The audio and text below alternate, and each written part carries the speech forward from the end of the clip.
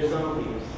And they reek of old legal jargon, case briefs, and stuffy old arguments on long, long yellow legal pads. And as I sit there, time stops. And I'm back in 1958 in this old building with the same furniture and the same surroundings. Suddenly, the zombie people are looking at me. I woken them up by snoring. They come after me, and I duck under the reading room table and find hundreds of other people huddled there, hiding from the zombies. They say, we've been here for years. You can join us if you like, but please, don't bring up any new ideas.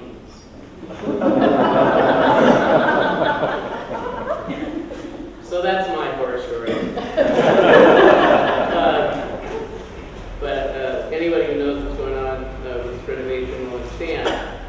We've been through a lot, and that to most people in the county, the law library has been a very scary place. It's intimidating for those who need the law, and it has not been a very welcoming place as far as the infrastructure. It's been hot, cold, wet, and we wanted to change all that. So that's what this renovation is about.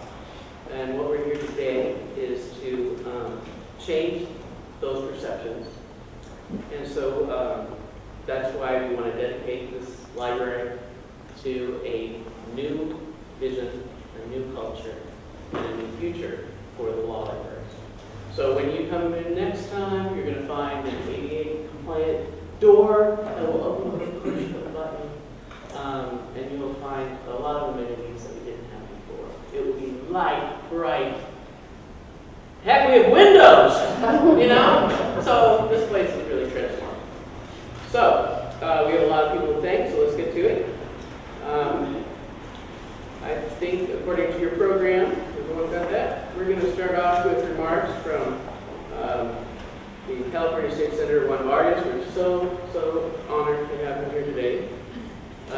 In reading about Senator Vargas' life, it's really tears to my eyes from all the things that you've done and where you come from, going down to El Salvador and helping support people there, and you're a Harvard grad, USD grad, more important. And then your life of public service. So it's a real honor. So, Senator Vargas.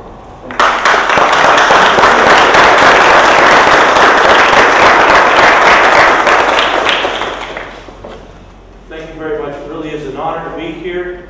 And thank you, John, and thank you everyone for inviting me, allowing me to be here. I want to say your honors. There's so many honors here. Great to see so many people, and also from Lose Forward.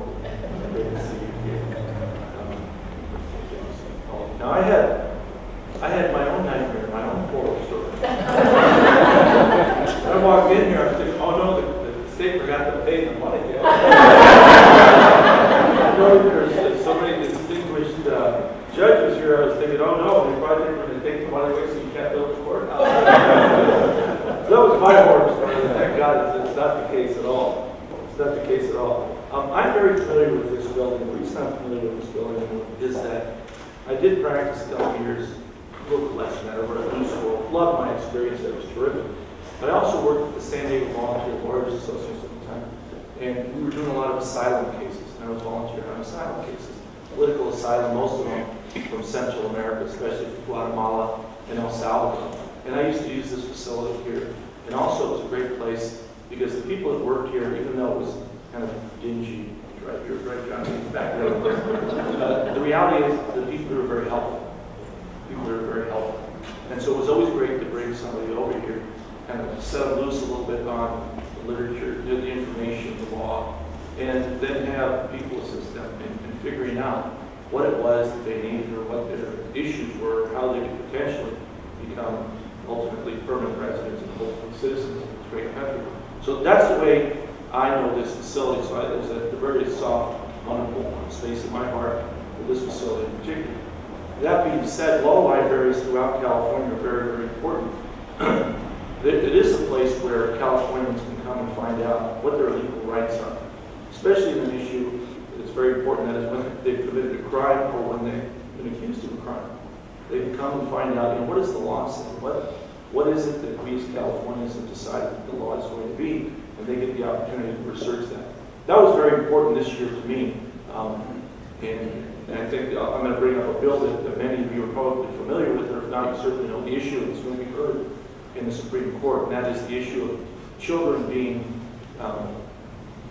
being judged as guilty, obviously, and given a sentence of life without the possibility of parole for some of the crimes that they've committed. Now, the Supreme Court has said that children can't get the death penalty, but they can get life without the possibility of parole. There's been a bill that has been attempted to pass a couple times up at the state. This year it's SB 9, Senate Bill 9 by Senator Yee. And what it says generally is instead of having a life without the possibility of parole term, they would reduce it, well, the judge could reduce it 25 years of life. And the way that it basically would work is like this. After serving 10 years, if that person had not gotten himself or herself in trouble, right now they were actually themselves, not any women, they're all young, they're boys or men, each and every one of them. But if after 10 years in prison they had problems, crimes in prison, then a judge could potentially resentence them to 25 years to life. They would still have to serve 25 years, but they'd have the possibility of parole. Now, the reason I got very involved in this issue, because of course my background is former Jesuit. The Jesuits were very involved in this issue. One of my friends, Father Mike Kennedy, is deeply involved. He is the sponsor of the Archdiocese of Los Angeles. So of course, Father Mike Kennedy, I don't know if any of you know him, but immediately gets you involved in all of his things. First it was refugees in Central America. That's what I got involved with. So that was the most important thing in the world. Then after that, it was undocumented people from Mexico, mostly in America. Now it's young kids who have committed very serious crimes. That's the most important thing in the world. So here we go. And it's a wonderful thing. I mean, I love this guy, and he's just a terrific human being. But anyway, long story short, I find myself going to Los Angeles to one of the juvenile facilities that they have there. And they have a prayer group there, and these young men are there, including some who are going to serve the rest of their lives. One kid had 450 years. And I said, well, in the Bible, it's possible. I said, well, I don't know, but anyway, all that being said, I had a great experience with them. One young man there has befriended this priest, as has his family back in the San Fernando Valley. And the first thing that catches me about this kid is he doesn't have any tattoos on him. And that's pretty amazing, because I have 5 prisons in my district, and I do go and visit them. And everyone has tattoos, usually on their face, covered with tattoos. And these kids don't. None of them have any tattoos, and this kid did. Anyway, he tells, in this prayer group, he tells a little bit about his life and his circumstance, and it was a crime that was committed, a horrible crime. A gang member killed another gang member. He happened not to be the person who shot him, he was in the car, accessory to the crime. So he also got life without the possibility of parole. As we leave, I tell Father Mike, wow, that kid just doesn't seem like a murderer to me. He just seems like a sweet kid. He's really small, too. I mean, I don't know, he's that harmless. Helpless, really, in this prison. And he was really scared because now he's going to be transferred to the state penitentiary. So now he's going to one of the big prisons, as opposed to being lab-handled a little bit in this juvenile facility. And he's very scared. He's very, very scared. And Father Mike told me, well, you ought to meet his parents. You want to see scared, meet his parents. I said, I'd love to meet his parents. So I did go to meet his parents. I went with Father Mike to San Fernando Valley. And a very humble home that they had there. And 2 very, very nice people with a daughter that's there, that's very studious, and I believe that she's going to get into UCLA ministry. Great kid, working very, very hard, has tremendous grades. And parents, of course, have been trying to keep her and the son out of hands. They thought they had done a pretty good job. Unfortunately, they found out that the boy had been hanging out with the wrong crowd. Anyway, all that being said, this kid had gone to trial, convicted. He's now serving life without a possibility of parole. And his family is falling apart. And they want to know how they can get information. Their attorney that they had, I don't know him. I don't want to make a judgment on him, but I don't know. It's a kid that didn't pull the trigger. It's life without the possibility of parole. It doesn't have any history of any crimes. And sometimes we start wondering about that attorney. But anyway,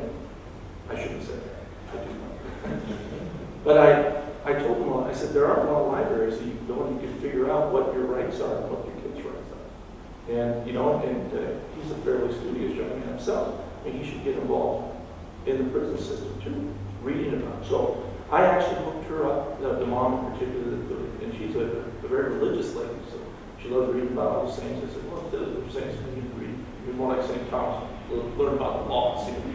And so we did, in fact, send her over to a law library in Los Angeles. And she goes there pretty religiously now to try to figure out what are her rights, what are the chances of her son, you know, getting a different sentence. She's also very familiar now with the law and work on that. But anyway, like I said, it's a typical, maybe not a typical California, but a good California.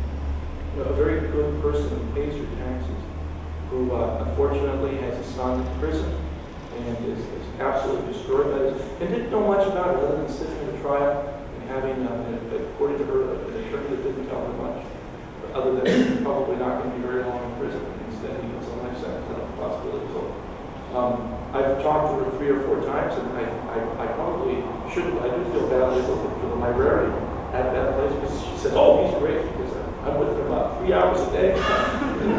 Wow, okay, good for you. But you know, it gives her hope. And I imagine that librarian is probably a good soul to spend that much time. Now I imagine that he doesn't spend that much time. I imagine sends her off in the right direction and gets more information to read.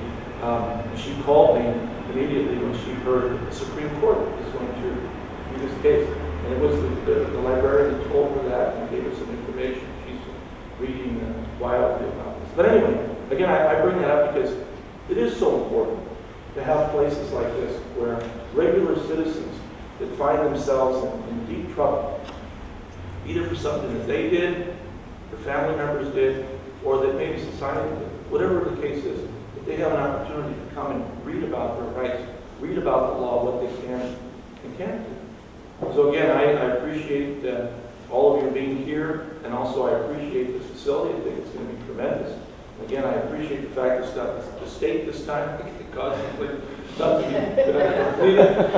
Unfortunately, I do go to schools and other places where you walk in and you go, oh, you know, see 35, 40 kids and one teacher, you know it's our fault. But in this instance, instead, it's a time to celebrate and to say thank you for all the hard work that each and every one of you has done here. Dr. I know that you've worked hard on this, the supervisor, so I appreciate it. And again, thank you very much. I do have a proclamation here from the California State Senate. The San Diego County Public Library, I believe that excuse me? We have the president of the board. Oh, yes, we do. I would like to present this proclamation from California State Senate to you and Thank you, sir.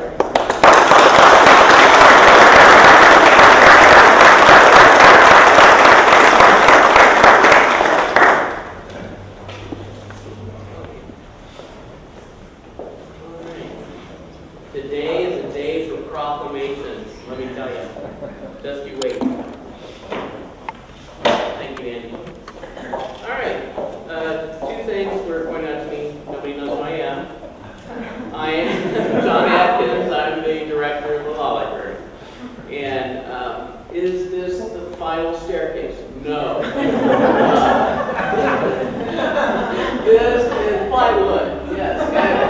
That is just so people don't fall over. But you know, we don't want to put the glass up yet because that's the last thing before everything comes in. You know, we don't want to scratch or broken. So that's why that's there.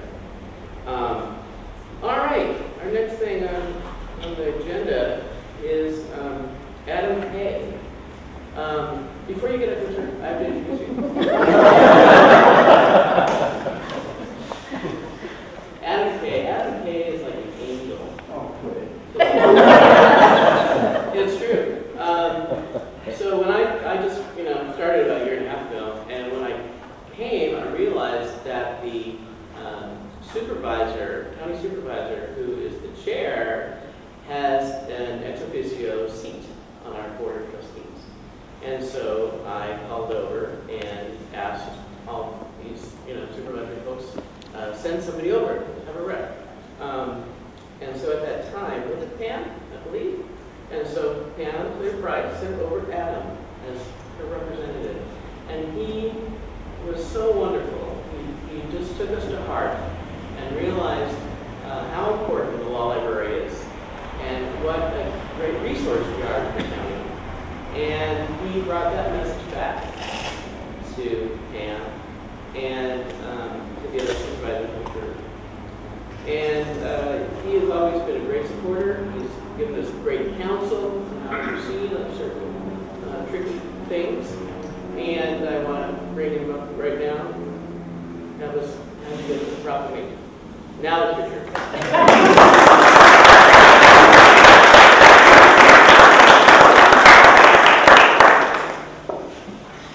Thank you, John. Adam K. from Supervisor Pam Slater-Price's office, and I'm very pleased and humbled to address you this morning. I came originally accepting the invitation as a pitch hitter. It turns out now that we have a true heavy hitter in our midst. Supervisor Greg Cox will be making remarks. We're very lucky to have him. Apparently there was a cancellation and we got lucky and we have him here with us this morning. As the director and others have done, I'd like to share a brief anecdote, and that comes from during that year when Supervisor Slater-Price was in the chair seat, and I was attending the Board of Trustees meetings here as Supervisor Slater-Price's representative. And of course, I enjoyed the lively debates and enjoyed sharing ideas and words with the distinguished panel of attorneys and judges that comprise the Board of Trustees here. I recall some unpleasant surprises that came before the board at times when they, all of a sudden we have received these services from county departments, and we're a county special district, but they're sending us bills. Well, sure, the county is going to manage a construction job at a county building using at least some county funds. And of course, they'd be happy to do it. And they'll be happy to send you a bill for it. A judge, a highly respected jurist, puts his hands in the air and says, "How can this be so?" It's called cost recovery, Judge. It was a line that a low-level aide like me felt kind of good about saying. You're going to get not one but two proclamations today, and you deserve every one of them. From the County of San Diego, I think I'll read a couple of lines off it, and then I'm going to turn it over to Supervisor Cox, who will handle the rest. You can decide which of your four branches to display the two props at. And this is honoring the San Diego County Public Law Library. And given that we have lots of legal folks in the crowd, this is governmental language, and it has lots of whereases, and where you see a whereas, that's our way of saying your county government is presenting this to you as statements of fact. Whereas the San Diego County Public Law Library has faithfully served county residents from all walks of life since 1891, providing patrons with free access to legal materials and the skills to use them. And whereas the San Diego County Public Law Library is celebrating its 120th year as a public facility that transcends cultural, social, and economic boundaries in its provision of resources, educational programs, training, technology, and opportunities to find and understand the law. And whereas the San Diego County Public Law Library provides free and low-cost legal information services in 4 locations throughout the county to reach economically disadvantaged, physically challenged, and Spanish-speaking residents. And whereas I refuse to steal the show from Supervisor Cox, may I move dismissed? Yes, you may. I appreciate it.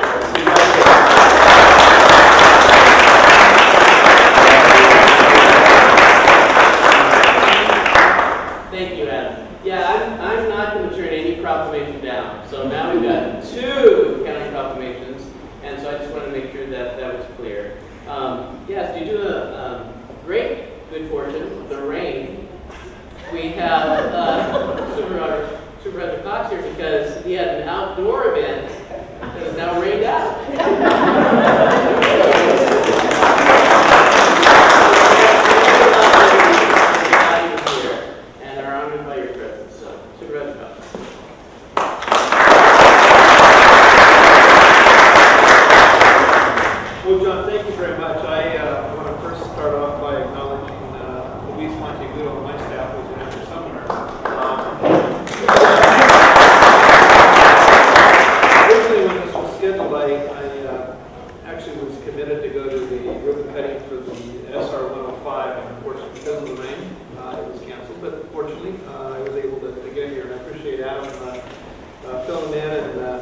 one thing, Adam, you know, you referred to me as a heavy hitter. Actually, I've been trying to lose weight. I'm trying to be a lighter hitter. In any event, it's a pleasure to be here this morning for a couple of reasons. Number one, the library used to be in my district, but as a result of the recent redistricting that we went through, it's now in Supervisor Roberts' district. And it looks like this time around the redistricting hasn't been legally challenged. I know Judge Enright's the last judge that held the last redistricting. Mike Geary, I guess, gave his blessing on this one, or at least he doesn't complain too much. In any event, it was reluctant on my part to have to give up the court facilities we have down here because over the last couple of years I had a chance to work with Enright, Mike Roddy over there, and a number of others trying to make sure that we got the state of California to accept the transfer of all the court facilities, which we did unlike any other county in California. We bundled them all together, all 11 facilities, and we told the state we'd, if they would take all of those in their existing condition, we would give them that block of land that's just on the other side of this building. And as the judges know and Mike know, it took a while convincing the director of finance that that was a good deal, but we finally were able to do that. And you know, it's kind of coincidental. You mentioned you had a nightmare, or one you mentioned. Last night I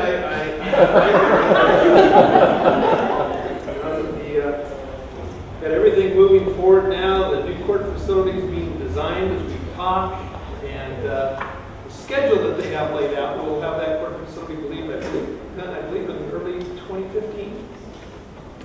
And there's potentially one flying new item. It's the I need this one. State of California. And the legislature. You know, they've got money to do all the design and engineering through May of this year, as I recall. And then after May, you know, they need to make sure they keep that $5 billion bond issue that was approved by the state a couple of years ago for construction of new court facilities. And we're like number one on the list. You know, there's some judges up in particularly the LA area, not anybody down here that wants to convert that money to operations. And so, anyway, this nightmare turned out to be a very pleasant dream because the state senator came riding in at the last moment to ensure that the state legislature didn't divert any of that money for operations, and they allowed it to be committed for court facilities. And that state legislator was Warren Martin. So I want to thank you very much.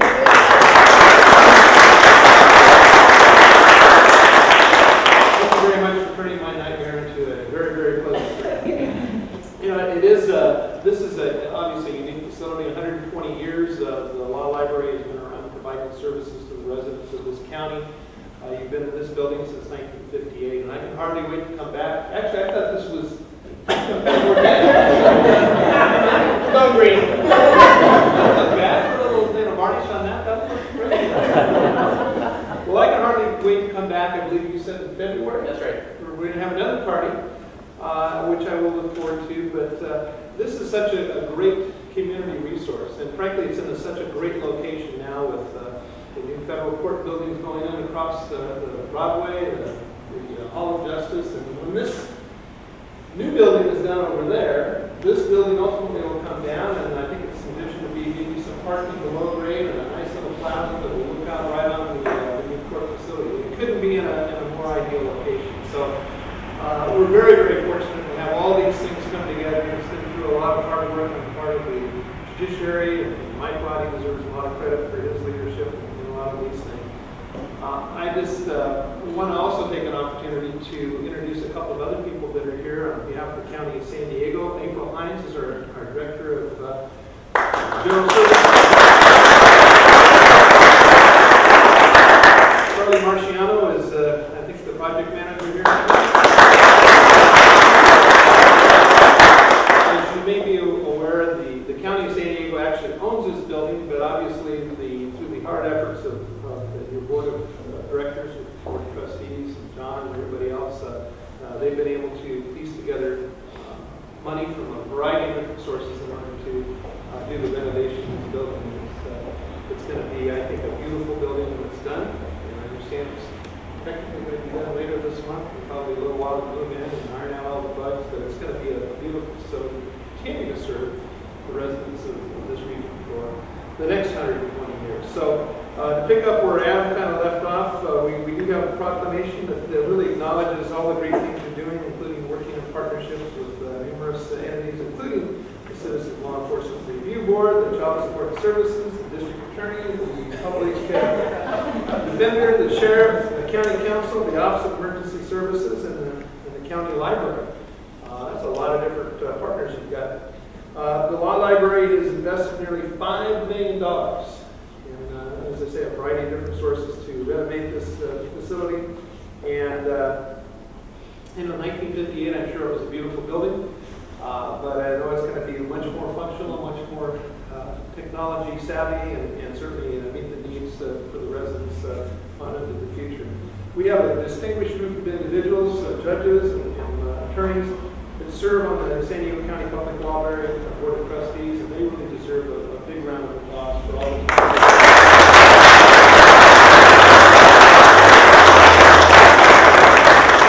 For all of these reasons, we wanted to take an opportunity this morning to thank you and to present your proclamation, which goes through all the things that Adam and I have tried to cover. But the bottom line on this is our Chairman, Bill Horn, and all the members of the Board of Supervisors wanted to say thank you for the great job you're doing now and continuing to do in the future. And we thank you for your outstanding service and commitment. And we've declared this day, the 13th day of December 2011, to be San Diego County Public Law Library Day throughout San Diego County.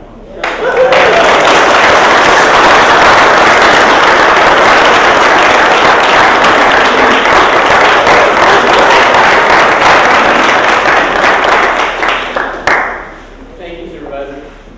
Great. That is great. Okay, moving right along. Yeah, that's cool. That is so nice. All right, moving along to how this happens. Where do we get the money? The money part is very important, and it comes through the Law Library Justice Foundation, which is a separate board that helps get that money and fund projects like this. So I'd like to introduce to you the president and vice president of the foundation, Bill Hammer and Kate Hathaway.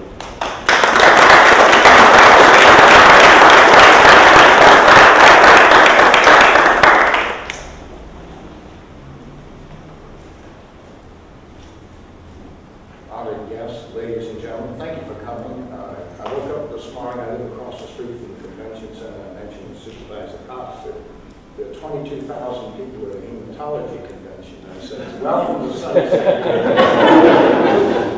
I mean, when you only get 10 inches of rain a year, it's hard to explain to anyone why it happened in the last couple of days. Our board exists because of an idiosyncrasy in state legislation. The law library is mandated in every county in California. And for whatever reason, ages ago, and no one seems to know why, the board that governs the library was mandated to have judges on that particular board. It's not true in every county. As a result of which, that board did not raise money to supplement the funds that come to the library. One of the major sources of income to the library is, of course, because it's free. It's not from users. It's from the court filing fees that all of us as judges and lawyers have experienced. Needless to say, like every other layer of California government right now, there's been a razoo going on for those filing fees. And Chief Justice George, had he had his way, would have probably taken them all for himself and deprived the library of its primary operating income. In any event, the income was never sufficient, and the Law Library Justice Foundation is a separate entity that was organized, and it does not include judges in its fundraising efforts, so therefore it does not confront ethical problems and exists to supplement the operating funds of the library and also to help with major projects such as this. I've listened to everybody's stories. I'm sorry I slept soundly last night. Perhaps because of the rain, I have no nightmares, but when I saw Judge Enright, I remembered I've been coming to this library to supplement the resources of my practice since 1972. In the summer of 1972, my entry into San Diego's legal profession was as a clerk to Judge J. Clifford Wallace, who was then a district judge. And he called me in one day. I paid a lot of money. Nobody moved clerks across country in those days, and we were seriously in debt. He called me in one day and said, Bill, the president has nominated me to the Court of Appeals. What are you going to I had walked up and down Broadway trying to borrow $300 to buy a refrigerator, so you have enough idea what our financial situation was. And I'm sure I looked like I was taking it out for months. And he says, well, you can come with me if you want. So he was sworn in very promptly at the old courthouse on F Street, and then in the back hall, we swore in Judge Enright's father to take his place on the district court. The following Monday, we were evicted from that courthouse and officed up here in what was then called the Charles Royal building next door. And needless to say, the legal books available to a circuit judge in the Charles Royal building were not sufficient. I probably spent more time than I can remember in the stacks of this library. But this library exists not just to help the public, which has been the emphasis of a lot of the remarks this morning, but many of us, even in law firms, I'm a partner in the Solomon Law Firm, we know that we don't buy the analog research tools that we once did. And watching budgets like everyone else, the materials of this library supplement what we do for practice. So this is a valuable resource, not only to the general public, but also the profession. All the law clerks that don't have sufficient books in their libraries and chambers of their judges. The foundation exists, as I say, solely to raise funds. We have no other principal purpose, and we've been seriously engaged in renovation efforts and to raise the funds necessary to complete this project.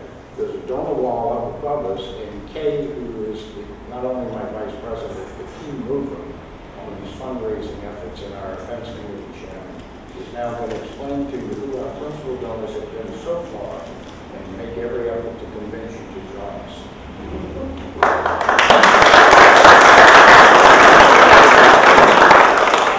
Yes, we are in dire need of funds, and when I go out and reach out to the community in San Diego, I always find it interesting when people say there is a law library in San Diego. Why do we need a law library? Lexus, Westlaw. I said, well, not everybody can afford that. When somebody comes to donate, asks you to donate to Rady's Children's Hospital, and do you say, well, I don't have any children?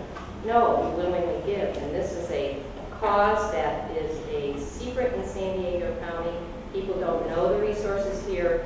When you are a member of the law library for a very nominal fee as a law firm sole practitioner, they give free SDLL credits if you are getting the newsletter. They are getting those wonderful ethics credits we always need at the end of the year for free, no charge, at various locations now because we don't have this facility, but one of the things we're going to do with this facility is have a location to provide those free SDLL credits.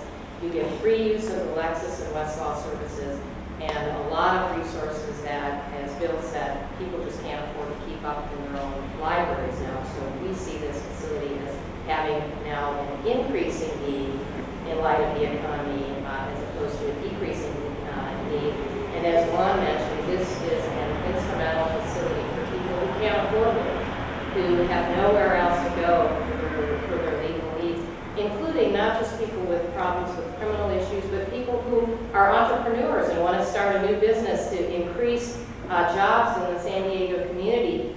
They can't afford when they're starting up a lawyer to say, oh gosh, how do I set up a corporation or an LLC? What do I do? Where do I begin? They can come to this facility, and with the fabulous people that work here, and I mean fabulous, if you come to this library and see the librarians that are here at the research desk, etc., the security guard who smiles at you when you come in the door, it's a terrific place. And now that we've blown off the cobwebs, gotten the asbestos out of the ceiling and everything else, it's going to be a really welcoming and inviting place to be and a resource for the community. And there are so many things once this gets done that we also want to do, including a technology resource lab that will be a huge resource for people in town, and particular lawyers coming from out of the community to use this facility.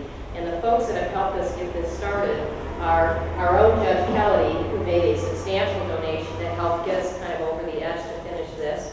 Morrison and Forster Foundation, that law firm I'm sure people are familiar with, they actually have a foundation where partners contribute annually, and then they have a board that decides who to give it to, and they made the law library last year their primary beneficiary of their funds and gave a 3-year grant, and then Luce forward match that.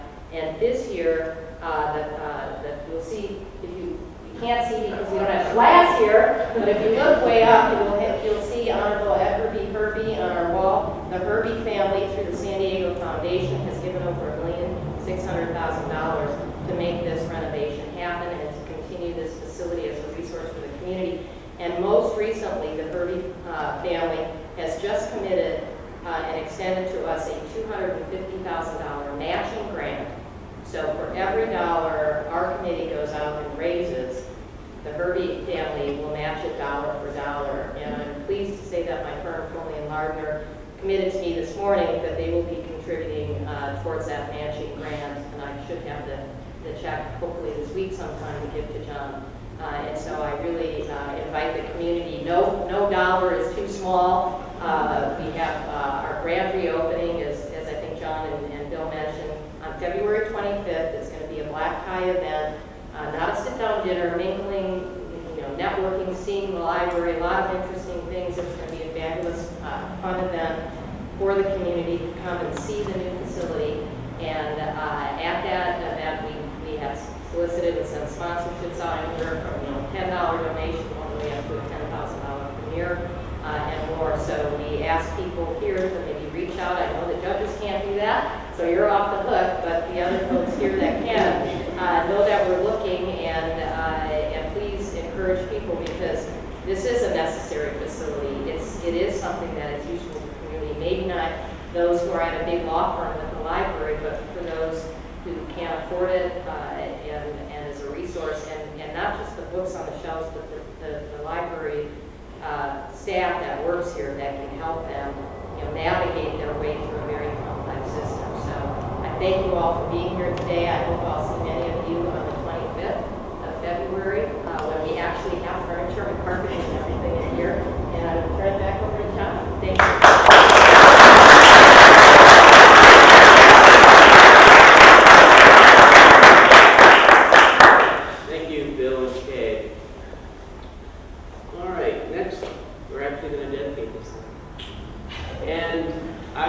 I'm so honored to present the next speaker.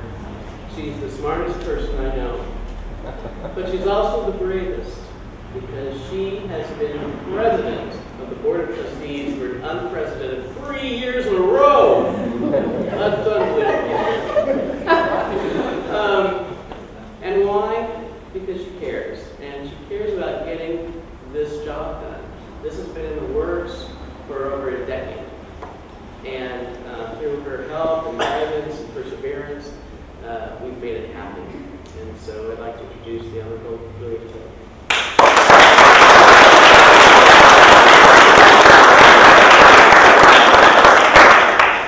Thank you very much. I know that I, for one, am very much looking forward to the fire pit.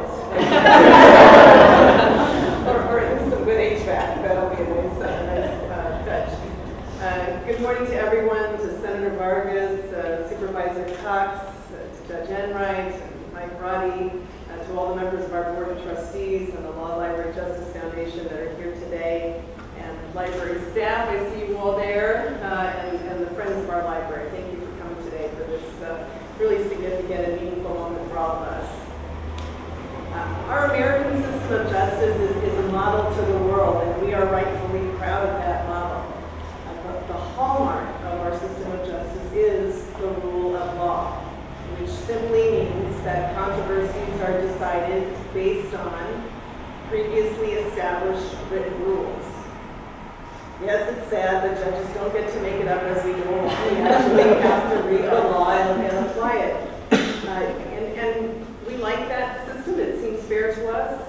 And also, by having a written rule of law, we can all learn what the law is and comport our behavior and our actions, such as to avoid disputes entirely, which is actually the best case scenario for all of us. But the rule of law does not mean much if only certain people can read and find the writings and read them. And it doesn't mean much if the written materials are only accessible to people who have lawyers or people who are wealthy enough to have a big collection. And it doesn't mean much if the materials, the written materials, are maintained in an ivory tower or in a dank basement with no one to help you find them. An implicit component of the rule of law is meaningful public access to those written materials. In 1891, 120 years ago, the California legislature recognized the importance of the rule of law by providing a system of county public law libraries. No doubt they reasoned then, as we can now, that if Californians cannot find and read the law, then how can they be guaranteed its protections? Public law libraries in each of California's 58 counties continue to provide this valuable resource, holding legal resources and employing dedicated professionals who are committed to making sure that that rule of law has its full meaning. San Diego County is a very large and diverse county with over 3 million residents, 10% of the state's population. That's a lot of people to serve, and with a staff of just 20, our law library does a terrific job of meeting those needs. The issues that bring people to our law library are as diverse as our county is. Issues of employment, housing, taxes, municipal codes, zoning, family law, probate, the gamut, small business, the gamut goes on and on and on. And then, of course, I know very well parties appear without lawyers in our courts in increasing numbers. In my court, I keep law library flyers on hand, and I hand them to self-represented litigants, and I tell them that they can get their needs met here at the law library. I think it's untenable for the courts to tell people, well, we can't give you legal advice, or you really should get a lawyer, or just please figure this out. In order for people to really have due process of law, they need a chance to understand the law and to present it right in court. And that's what the law library is all about. I'm very proud to have served as the president of this board of trustees of the law library for the last 3 years, and I feel very fortunate indeed to have been part of this exciting renovation project. This is the largest renovation the law library has experienced since it was built over 50 years ago. The need for this renovation was manifest. Every major system in the library, plumbing, electrical, HVAC, roofing, furniture, all of that had suffered from years of deferred maintenance and it degraded substantially, creating a pretty unattractive, uncomfortable, potentially unsafe environment for staff and patrons alike, and threatening as well the integrity of the collection through mold and rain and all kinds of things like that. The board knew that a renovation was critical to ensuring the ongoing viability of the library. But how to accomplish such a goal? Over time, it became clear to us that public funding was not going to be really available to us, even though this is a public building and we provide a public service. But the project was too important for those of us who knew what a renovated downtown branch could do for this community. So through the generosity of the Hervey Foundation and other donors, great and small, and with the exceptional financial stewardship of the law library, this renovation project was fully funded. No public money was used for this renovation, and in fact, we have paid the county for their project management services.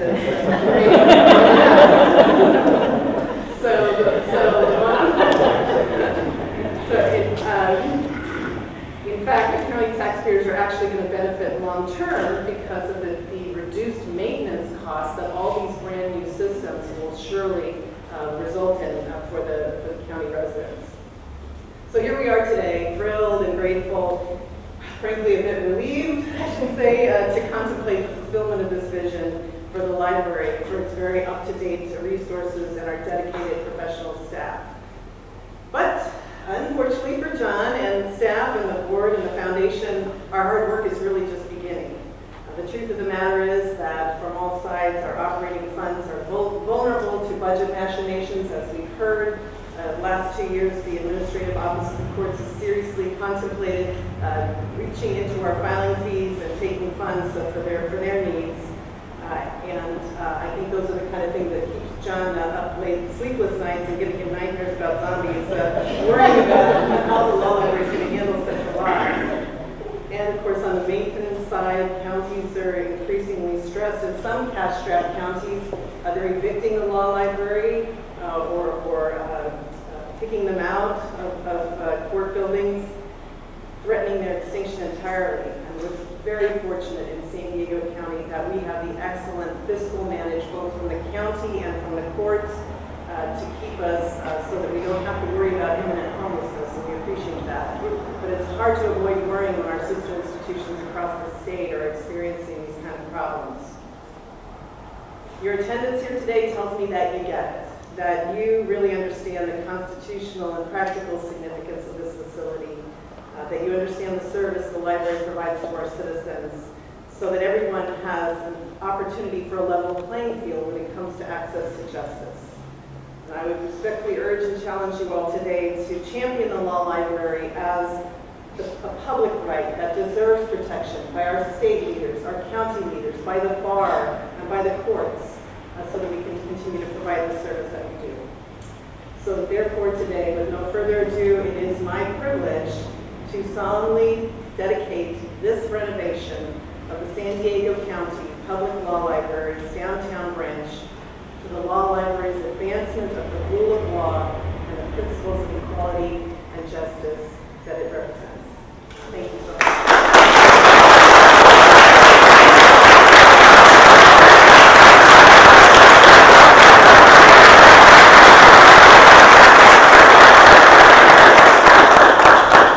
Thank you, Judge Kelly. Isn't she smart?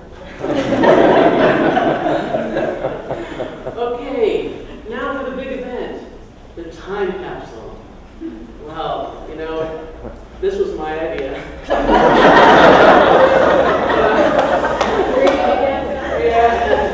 Back in the programs and see what we're putting in them.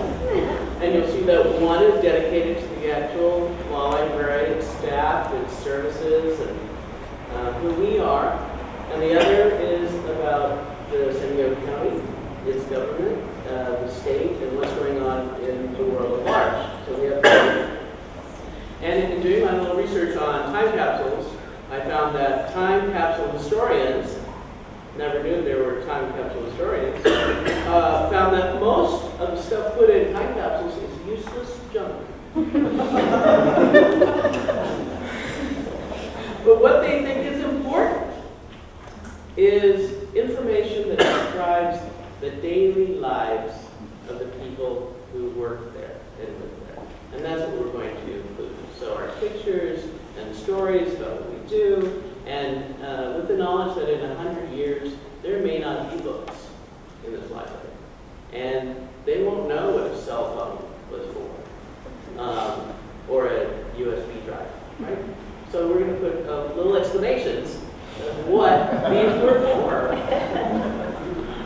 So that brings us to the end of our program. I want to thank everyone for participating and for coming out for us and for supporting us now and in the future. And as a wise man once said, you can't always get what you want. But if you try some, you just might find you get what you need. Thank you very much.